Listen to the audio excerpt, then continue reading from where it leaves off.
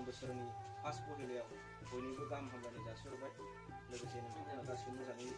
बिदिनो बोसोरफ्रोमबो जालांगोन होननानै आसा खालामबाय लोगोसे दिनै गोखा गोखै जानायनि सोमोन्दै आं फंनैसो बुंनो नागिरदों गोखा गोखै जानाया जाहैबाय मानो जायो जोङो ओरैनो जायोल' मोनथिया जायो खायसेया माने जों उन्दैफ्रा मोनथिना लानांगौ नालाय बेखौ गोखा गोखैया जाहैबाय माने जोङो बे बोसोरसे माने थांनायखौ माने बेहाय बेमार आजार जाहाथे गोदान बोसोराव जाया आरो बेमार आजारा बिनि थाखाय जानाय जायो आरो माने बे गोजाम बोसोरखौ हगार हरनानै गोखा गोखैजों ओमफ्राय गोदान बोसोराव जों हाबफैनाय समाव माने बेखौ जायोब्ला माने मुलि नालाय बियो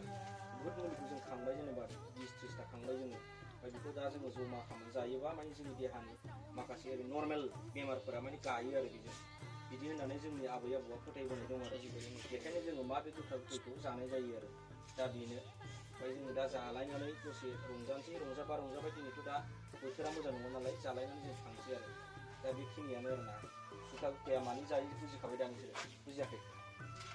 बेमार आजार हामनायनि मा होनो जायो होननानै बुंदों दे दा बेखिनियानोसै दे जिखुनु मा होनदोंमोन मोनसेल' बुंनो सानदों माने